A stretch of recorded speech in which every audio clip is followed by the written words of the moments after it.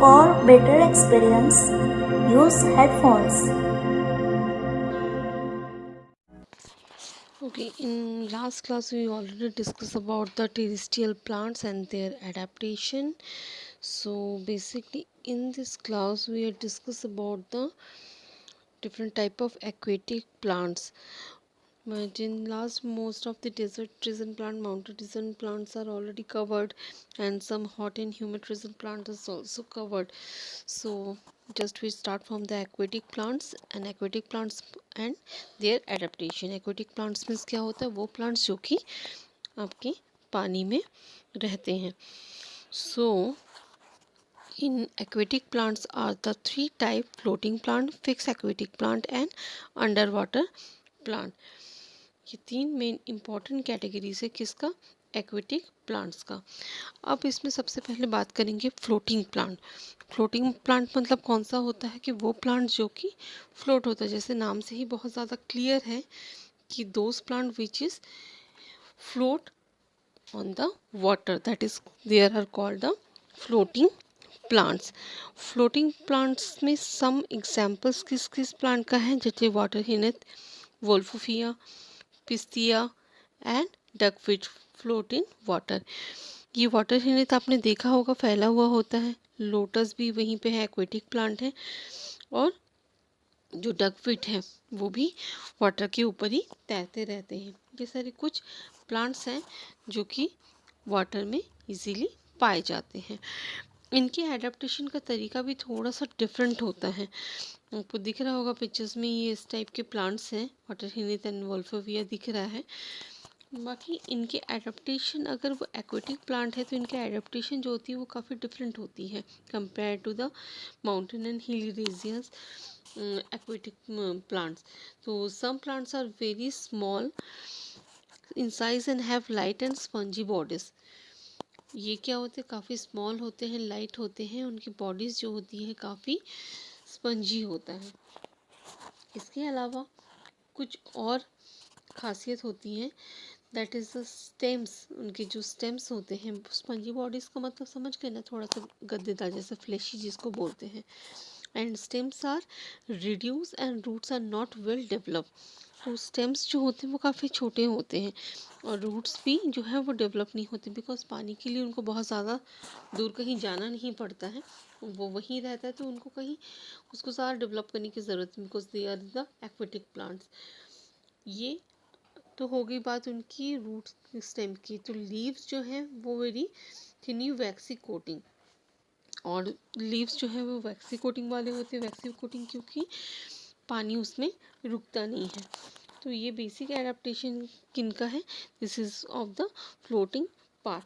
अब कुछ ऐसे हैं, ये तो फ्लोटिंग प्लांट्स का होता है, वैक्सी कोटिंग हो गया, उनके रिड्यूस स्टेम्स के बारे में हो गया. अब आते हैं फिक्स एक्वेटिक प्लांट में. फिक्स एक्वेटिक प्लांट कौन सा होगा, जो कि स्टेबल रहता है, वहीं पे रहता है. तो फिक्स एक्वेटिक प्लांट में some plants like the water lily and lotus are fixed to the bed of the pond, and basically their adaptation fixed to bed of the pond मतलब वो फिक्स रहते हैं. आपको दूर से ही दिख जाएंगे कि हाँ लोटस है, और वो दूर से ही दिख जाएंगे कि हाँ यहाँ पे वाटर लिली है. They are fix to this. तो इनका एडेप्टेशन क्या होता है, they have hollow and light stem that keep the leaves and the flower afloat.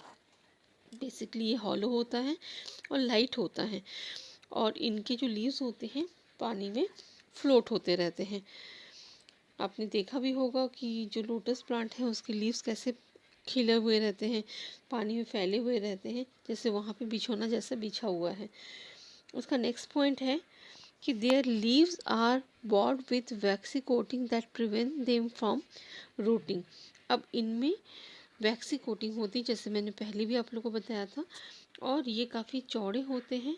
और वैक्सी कोटिंग किस लिए, जिससे ये रोटी मतलब सड़ ना जाए. पानी में कोई भी सामान बहुत दिन तक रखोगे तो वो सड़ जाता है, पर दो इसमें क्या है, वैक्सी कोटिंग है तो वो सड़ता नहीं है, वो वहाँ पे ही जमा रहता है, पानी उसके ऊपर जमा नहीं होता है.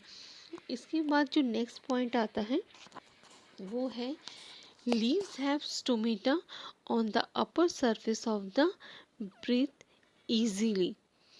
अब जैसे सिंपली हमने कहा, आपको दिख रहा होगा, it is a breathe easily. Breathe easily का मतलब क्या होगा, अब लीव्स हैं वो काफ़ी फैले हुए हैं, पॉन्ड के ऊपर है तो उनके ऊपर वैक्सी कोटिंग है, पर इनके ऊपर स्टोमेटा भी रहता है। और स्टोमेटा के कारण क्या है, पानी के ऊपर सरफेस में वो काफ़ी इजीली ब्रीथ कर सकते हैं। ब्रीदिंग की प्रोसेस जो है वो काफ़ी फास्ट होती है और बहुत इजी हो जाता है because it is on the water.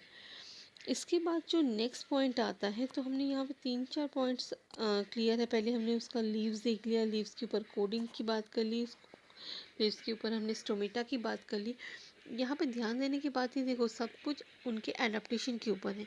अगर पानी में है तो मतलब ऐसे नहीं छोड़ दी, पानी में है मतलब क्या क्या चीज़ें इंपॉर्टेंट हैं, क्या कौन सी चीज़ें उनकी सर्वाइवल के लिए ज़रूरी है, वो भी यहाँ पे आपको समझ में आ रही है किस तरीके से। एंड लास्ट जो है, their roots are the fix to the bed of the pond.